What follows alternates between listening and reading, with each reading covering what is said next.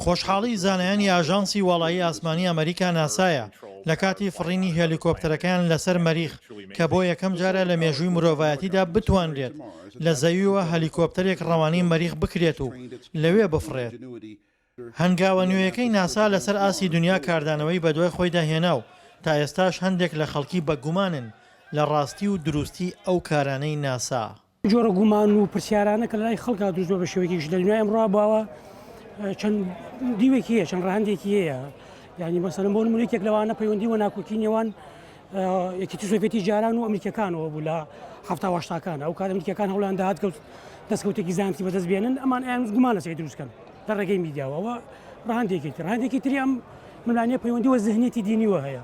ئینسان هەیە نەیگەڕێکەوە بەهۆی ئەوە نەیگەڕێکەوە دوای کۆمەڵە پرسیار بچێت ناخوێنێتەوە، یان هیچ معادلەیەکی بیرکاری و زانستی لە بەردەستان نییە، هیچ ئەرگۆمنتێکی بەدەستان نییە بۆی خۆی لە کۆمەڵی حراجی و کۆمەڵی وەڵامی پرسیاری خێرازگارکە ئەو وەڵامی خێرانی هەیە یەکسەر مۆزوعەکە ڕەتەکاتەوە ناشتەکە بەو شێوە نییە. ئاژانسی وڵایی ئاسمانی ئەمریکا ڕایگەیاند ئەو هەلیکۆپتەرەی ڕەوانەی مەریخی کردووە کێشی 1800 گرامە و ناوی لێناوە ئینجینیوەتی کە لە 18 مانگی دوو گەیشتووەتە سەر مەریخ.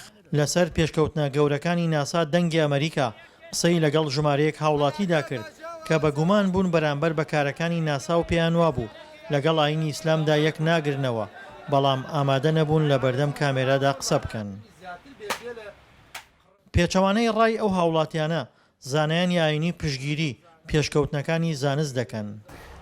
ئاەتێک نییە یان فەرمودەیەک نییە باس لەوە بکە منعی مسلمان بکە لەوەی کە پێش بکەوێ و بگەڕێ و کەشفی علم و زانست بکە، بەڵکو بەدەقی قورئانی پیرۆزە فەرمی أعوذ بالله من الشيطان الرجيم يا معشر الجن والإنس إن استطعتم أن تنفذوا من أقطار السماوات والأرض فانفضوا لا تنفضون إلا بسلطان.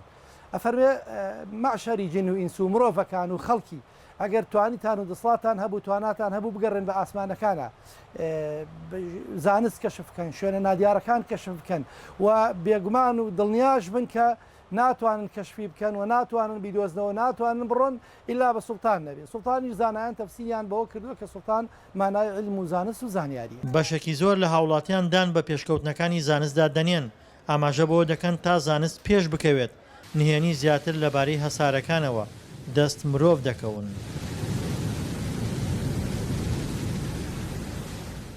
والله علم خەزی وەکو علم هەتا بێژی پێشەکە چکە خوای گەورە ئەفەرمێژێ علم وای لێتی ئەو نەخەڵک پێش ئاڕات حتا وای لێتی علم خەڵک بینێوەکەن ئایا خوای گەورە بزان هەڵە چ شوێنێ. والله علم پێشەکەوێ دۆ زیاتری پێشەکەوێ.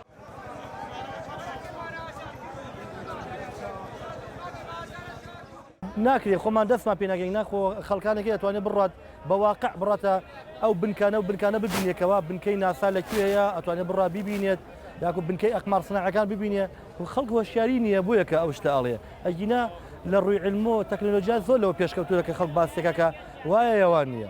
ناردنی ئەم هەلیکۆپتەرە بۆ سەر هەسارەی مەریخ لەلایەن ناساوە بەشێکە لە پلانی ئەو ئاژانسە ئاسمانیە بۆ زانینی گرفتەکانی بەردەم فڕین لەسەر ئەو هەسارە کەم هەوایە و هەروەها یارمەتیدانی کەشتی پرسە ڤێرنس لە کارەکانی.